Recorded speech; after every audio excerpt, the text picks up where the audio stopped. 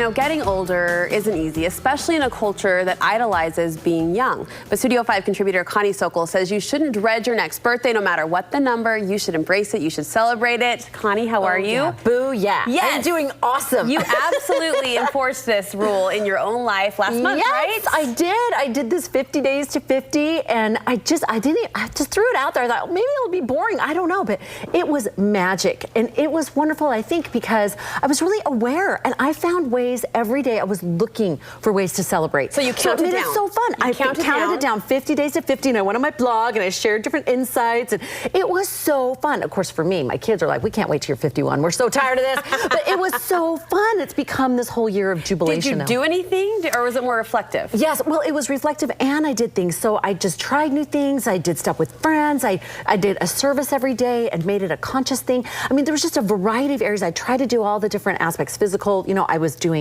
working out and just different things that I think by this time, what is it that I want to have in my life, and just move forward. I love your enthusiasm toward it. I love that you made it a huge countdown, a huge celebration, because the truth is pop culture doesn't make it easy to get young. No, and I love that quote by Frances McDormand that she says, you know, our society, it's not just about looking pretty or whatever. She says adulthood is not a goal. It's something that, you know, culturally we think we just don't want to do anymore. We don't want to dress like we were grown-ups. We dress young. We act young. People dye their hair. Everybody wants a smooth face.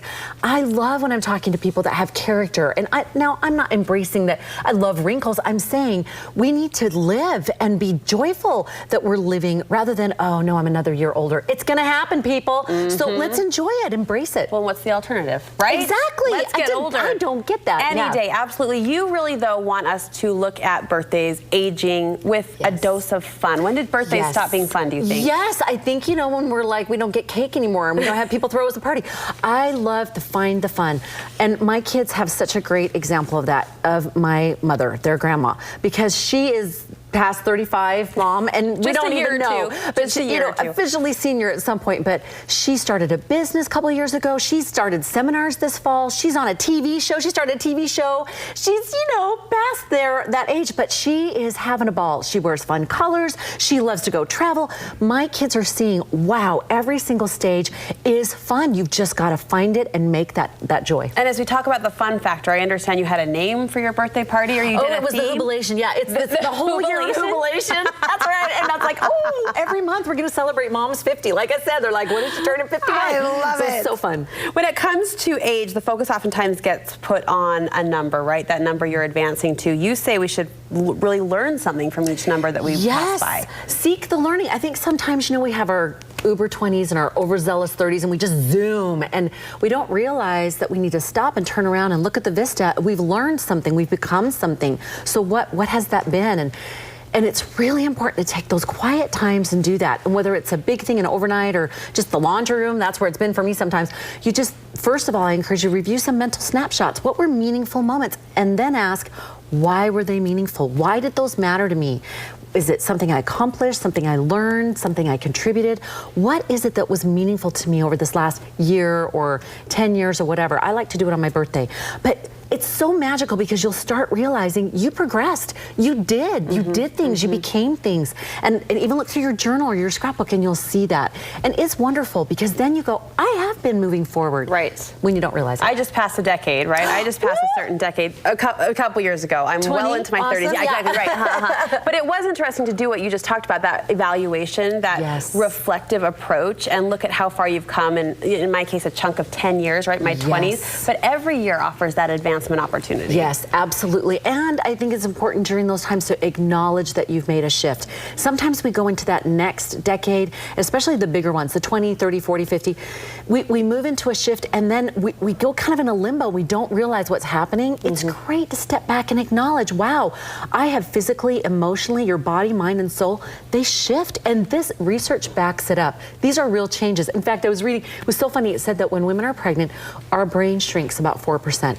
And well, that by explains delivery, a lot. I was like, that's exactly what I said. Yeah. I said the same thing. But it apparently returns about after 6 months. I'm like, I don't know, that's questionable. But these changes that we go through are real. And so when we can acknowledge that for ourselves And then for our loved ones, we can say, you know what? I'm shifting. I'm not sure what that looks like, and I'm not sure why, but this is how I'm feeling right now. And that helps them to understand why you might be a little bit, you know, not your usual self. Well, we do. We talk about the enthusiasm, we promote the fun factor, and that's all well and good. But for a lot of people, this is hard. It's hard to move forward. And I think more so sometimes it's hard to look at the years that are now falling behind you and realize where you're at on that family scale and that hierarchy. That can be tough. Absolutely. And sometimes we have these expectations and we feel like they haven't been met. But that's the last point I want to make, is make a move. Look at it, flip the coin, say, oh my gosh, I've just had 10 years or 5 years or whatever it is of life experience, of new savvy, of moxie that I didn't even realize I have. I can do something with that. And then ask yourself, what is something I've wanted to do or become or experience that I didn't yet, that I didn't do in the last 10 years that I really would have liked to, or I wish I would have done? You still have time. And then ask yourself the next question, what stops me? Right now, what stops me? Maybe it's real, maybe it's not. And then the next thing, what's one step that I can make a move? One step that gets me walking on that path. It's so slick when you just start taking one step. I just had this magical experience of this exact thing. About 8 or 9 weeks ago, different people and things came into my life to renew the Back to Basics monthly program. That was not where I was going. I was going writing. And I was like, what? And then I thought, I'm gonna move. So I talked to one person, then a couple, then a program director we got, and then we got structure and we did a class. Okay, we said if 10, maybe 20 women come, we're lucky. I haven't done classes in a couple of years. We did it last night. We had 70 women. They were chairs out the door in the hallway. Awesome. It was magic, and I just sat there with tears in my eyes going, that was making a move. I made a move, and look, we all came together and we enjoyed this together and made that happen. And wow, so that's what I'm talking about. One little step gets you walking on that path. And it could be a step you never thought you would take, right? Exactly, just one step. Awesome. Connie, great motivation. Happy birthday. Thank you. A couple weeks late. You mentioned are you teaching classes now then? Is the door open? Oh yes, and we have a monthly mentoring program. We meet once a month for 4 months. It's 40% off right now, and I truly, if you're interested, check out ConnieSokol.com right away, because we keep it a limited number so we can make it very personal. Make your changes this year. We're going to help you. So you sign up for those 4 months of mentoring at a time, 4 months. Oh, what a great opportunity to learn from the best. Thank you so much. Thank you. All right, coming up.